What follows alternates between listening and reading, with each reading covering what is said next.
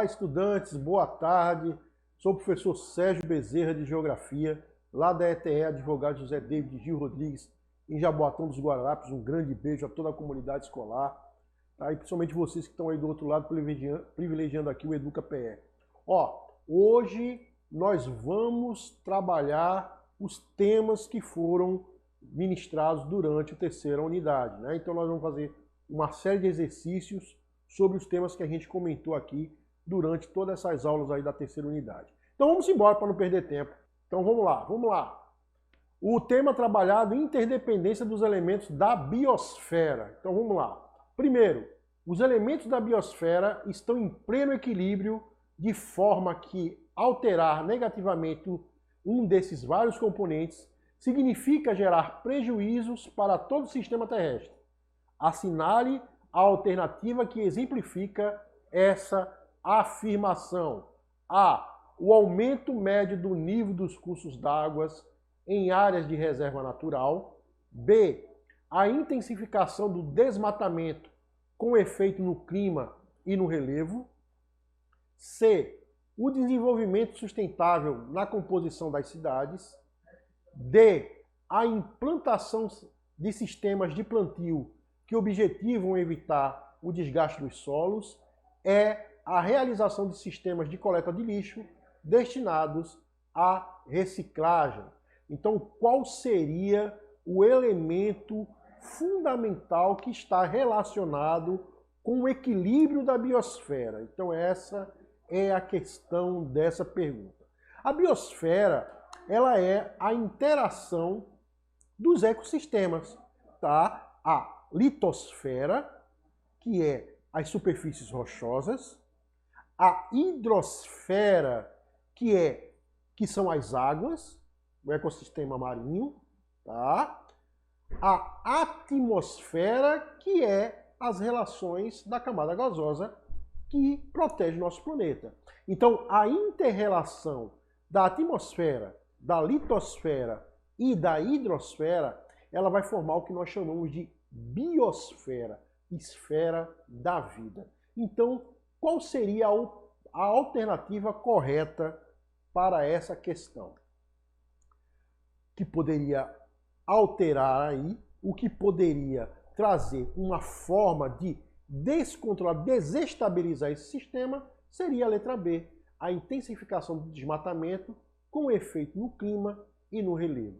Então, os danos ambientais, tá, elas vão criar uma relação de desequilíbrio dentro da biosfera, tá certo? Então, como nós estamos vendo as questões ambientais da queimada, da devastação, da desertificação, da poluição das águas, da atmosfera e do solo, todas essas relações, elas vão causar um desequilíbrio na qual o maior afetado será nós mesmos, tá? Então, essa é a relação aí dessa questão. Vamos para a questão 2. Sobre os problemas ambientais brasileiros, marque a alternativa incorreta. Preste atenção, hein? Ele quer saber a errada. Então, cuidado para não confundir, tá? Então, sobre os problemas ambientais brasileiros, marque a alternativa incorreta, tá? A. As queimadas são um problema recorrente no Brasil, estando muitas vezes relacionadas com a limpeza de áreas para renovar-se a pastagem. B. As queimadas são prejudiciais, estando relacionadas, por exemplo, com a morte de micro-organismos presentes no solo. C. O desmatamento está relacionado com outro problema ambiental brasileiro, o assoreamento dos rios. D. O assoreamento destrói o habitat aquático, porém não afeta os seres humanos. E o assoreamento ocorre como consequência do acúmulo de sedimento em ambientes aquáticos. Então, qual dessas questões não está correta? Então, você está vendo aí que está sendo falado muito de assoreamento. O que é assoreamento? Assoreamento é o acúmulo de sedimentos no leito do rio. Então, o processo erosivo ele vai transportar sedimentos, tá? Esse sedimento será acumulado no leito do rio, causando uma menor profundidade. Então, vai começar a haver enchentes e também uma falta de oxigenação no rio, prejudicando o ecossistema fluvial. Beleza? Então, assoreamento é isso. Então, alguns rios brasileiros estão passando por um processo sério de assoreamento, tá ok? Mas quais dessas opções aí não está correta? Vamos ver aí qual delas seria. O assoreamento destrói o habitat aquático, porém não afeta os seres humanos. Claro que afeta, né? Então, se o ecossistema fluvial ele está sendo afetado pelo assoreamento, consequentemente, os seres humanos também serão afetados, porque o assoreamento ele influencia na vazão, na quantidade de água dos rios. Então, quando tiver uma cheia, uma enchente, com o leito assoreado, a água vai transbordar pelas suas margens, causando inundações. Um outro problema também do assoreamento é a questão da geração de energia.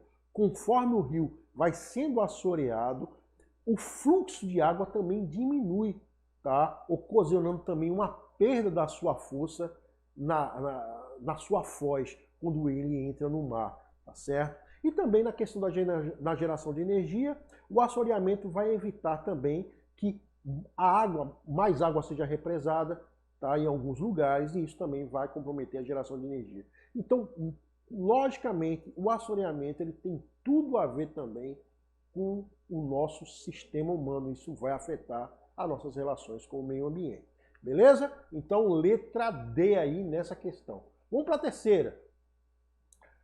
Isso aí sobre conferências do meio ambiente, hein? O tema que a gente tratou aí também na terceira unidade do segundo ano. Então vamos lá, tema importantíssimo. Ó, sobre as principais conferências ambientais, assinale V para as proposições que considerar verdadeira e F para as proposições que considerar falso. Então é aquela clássica questão de verdadeiro ou falso. Então vamos lá. Um dos principais resultados da Rio+20 foi a chamada Agenda 21, cujo principal objetivo é elaborar uma proposta de ação que vise o desenvolvimento sustentável. Então vamos responder uma por uma, tá? Será que foi na Rio+20, ocorrido em 2012, que a Agenda 21 foi proposta? Verdadeiro ou falso? Falso. A Agenda 21 ela começou a ser discutida na Eco 92, na Rio, na Conferência do Meio Ambiente, realizada no Rio de Janeiro em 1992. O que é a Agenda 21? É uma proposta de mudanças ambientais, de sustentabilidade e de valorização ao meio ambiente para o crescimento sustentável para o século 21. Então a Agenda 21 ela propõe uma harmonia entre o ser humano e a natureza, propondo uma exploração sustentável, tá certo? Então, não foi na Rio+20, mas foi na Eco Rio 92. Então, a primeira está falsa. Vamos para a segunda. A primeira conferência ambiental no mundo ficou conhecida como Conferência das Nações Unidas sobre o Meio Ambiente, realizada em 1972. Verdadeiro ou falso, hein? Isso aí é difícil você saber, mas é verdadeira, porque em 72 ocorreu a primeira Conferência do Meio Ambiente em Estocolmo, na Suécia. Então ela deu início às primeiras conferências sobre o meio ambiente. Logicamente o tema já era tratado anteriormente, mas foi nessa conferência de 72 que começa as conferências mundiais com a presença de vários países e seus representantes para debater as questões ambientais do planeta. Então a segunda está correta. Vamos ver a 3. A Rio+10, também conhecido como Cúpula de Joanesburgo, foi realizado em 2002 na África do Sul. Verdadeiro ou falso? Verdadeiro. Verdadeiro, porque apesar de ter o nome de Rio+10, ela aconteceu na cidade de Joanesburgo, lá na África do Sul. Rio+10 por quê? Porque fazia 10 anos do acontecimento da Rio 92. Então, a Conferência de Joanesburgo, em 2002, foi chamada também de Rio+10. Mas ela não foi realizada no Rio, foi realizada lá na África do Sul. Então, FVV, a terceira também está verdadeira. E vamos para a quarta. O protocolo de Kyoto foi elaborado durante a Rio+20 e tinha por objetivo metas para a redução da emissão de gás do efeito estufa. Verdadeiro ou falso? Será que o protocolo de Kyoto foi feito na Rio+20 em 2012? Verdadeiro ou falso? Falso. O protocolo de Kyoto foi na COB de 1997, na cidade de Kyoto, no Japão, na qual se consolidou um acordo internacional contra a emissão, a produção e a emissão de gás que afetam a camada de ozônio, tá certo? Então, F, V, V e F é a resposta. Então, a alternativa correta, letra D. E aí você está vendo o logo das conferências aí que a gente conversou, beleza? Então, V, F, V, V, F. Letra D. Muito bem. Vamos para a quarta. O uso do termo desenvolvimento sustentável tem se tornado recorrente à medida que cresce a preocupação mundial com as questões ambientais. Então, esse tema aí é sobre sociedade de consumo e desenvolvimento sustentável. Então, o termo desenvolvimento sustentável tem se tornado recorrente à medida que cresce a preocupação mundial com as questões ambientais. O conceito de desenvolvimento está ligado ao quê? A atuação dos principais organismos internacionais na incentivação do desmatamento. B. Relação entre o elevado índice de desemprego e a inocorrência das mudanças climáticas. C. Diminuição dos níveis de poluição verificados nas áreas mais industriais do mundo. D. Ligação entre os grandes produtores agropecuários e a diminuição do uso de agrotóxicos. E E. Conciliação entre os ideais de desenvolvimento econômico e a preservação ambiental. Então essa tá fácil, hein? O que é o conceito de desenvolvimento sustentável? Fácil, fácil. Só pode ser a letra E, conciliação entre os ideais de desenvolvimento econômico e a preservação ambiental. Então, busca-se através dessas convenções uma conscientização de quê? De explorar o meio ambiente, tentar retirar as suas riquezas, mas preservando também o meio ambiente para que ela possa ser sustentável para gerações futuras. Beleza? Então é essa a questão da 4. Vamos ver a quinta, também referente à sociedade capitalistas e impacto do meio ambiente. Então vamos lá.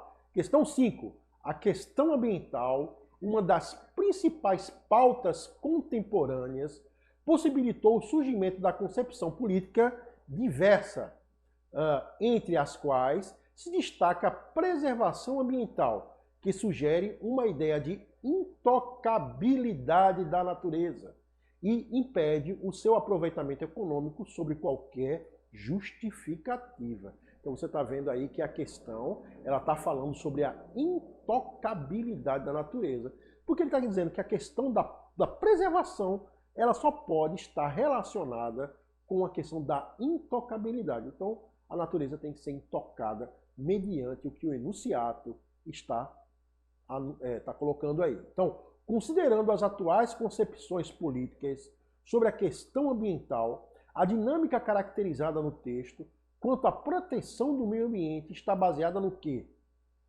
A. Prática econômica sustentável. B. Contenção de impactos ambientais. C. Utilização progressiva dos recursos naturais. D. Proibição permanente da exploração da natureza. E E. Definição das áreas prioritárias para exploração econômica. Então, preste atenção. Ele quer que você faça uma relação direta da resposta, de uma opção aí, com o texto, com o enunciado, tá? Então, é uma questão muito focada, hein? Liga aí. Qual seria? A, B, C, D ou E? Letra D, proibição permanente da exploração da natureza. Aí você pode perguntar, professor, como é que a gente pode ter uma proibição permanente da exploração? Realmente é muito complicado, né? A natureza é praticamente impossível de ela ser explorada. Mas essa relação da proibição, ela está intimamente ligada com o enunciado. Porque o enunciado está falando sobre a ideia da intocabilidade. Ou seja, a natureza não pode ser tocada. Então, apesar de ser uma questão muito utópica, né, de você não utilizar e não tocar e não explorar a natureza, mas a resposta está correta, porque ela está intimamente ligada com o enunciado. Tem que prestar atenção aí, hein? Se liga. Então vamos embora. Tá bom. Vamos para a sexta. Blocos econômicos. Tema tratado aí também pelo professor Botelho, tá? Nas aulas passadas. O que é um bloco econômico? Vamos ver aí. Ao contrário da União Europeia, o Mercosul não pode ser considerado um verdadeiro mercado comum, pois A, após várias tentativas frustradas, desistiu de unificar as moedas. B, não pratica a livre circulação de serviços, capitais e pessoas. C, é integrado por países que apresentam notável similaridade econômica, histórica e cultural. D, não exige dos países membros compromisso com a manutenção dos regimes democráticos e está vinculado à União Europeia para fazer frente à ALCA, que o impede de ser um bloco econômico autônomo. Então, qual relação aí, qual opção, ela está intimamente ligada à diferença entre a União Europeia, a zona do euro e o Mercosul? Qual seria aí a resposta correta? Vamos ver, hein? A, B, C, D ou E? Letra B. A não prática da livre circulação de serviços, capitais e pessoas. Uma diferença da União Europeia. Ok, gente? Na União Europeia, na zona do euro, o livre trânsito de pessoas é comum. Então, você pode estar na Grécia e querer tomar um sorvete em Paris. Você circula, atravessa toda a Europa e vai tomar o seu sorvete em Paris. Você vê muito bem isso na Champions League, né? Onde as torcidas do Paris Saint-Germain vão para o estádio do Real Madrid. Quando tem jogo do Milan na Itália, vem o Paris Saint-Germain e vai a torcida toda. Por quê? Porque existe a livre circulação de pessoas, tá? Existe também uma unificação da moeda. O euro, ele praticamente ali está interligado com os 27 países da União Europeia, tá? Também as questões das tarifas alfandegárias, tá? As questões ali, elas são unificadas, então a mesma mercadoria que você compra na Alemanha, você pode comprar a mesma mercadoria, tá? Em Portugal, logicamente com um preço diferente, mas com o pagamento das mesmas taxas, tá? De trânsito. Então existe uma unificação, coisa que não existe no Mercosul, tá certo? Então o Mercosul, ele não tem as mesmas características da União Europeia, a mesma moeda, o livre trânsito de mercadoria e de pessoas. Beleza? Então é isso aí. Vamos para a última questão para a gente fechar aqui, a questão 7, setores econômicos e relações comerciais. 7. Com base nas relações entre os setores da economia, o cenário econômico entre países do globo, assinale a alternativa correta. A atividade secundária é característica de nações pouco industrializadas. B. A atividade agropecuária é praticada em grande escala em todas as nações. C. A produção de tecnologia emprega grande parte da população dos países subdesenvolvidos. D. O setor primário é o principal gerador de divisas entre as nações mais ricas do planeta. E o setor terciário é o maior empregador de países desenvolvidos e industrializados. Então, questão porque o setor de serviço, comércio e serviço, realmente é o que obtém a maior capacidade de mão de obra. Tá bom, gente? Então, beijo grande para vocês. Até mais, daqui a pouco a gente volta.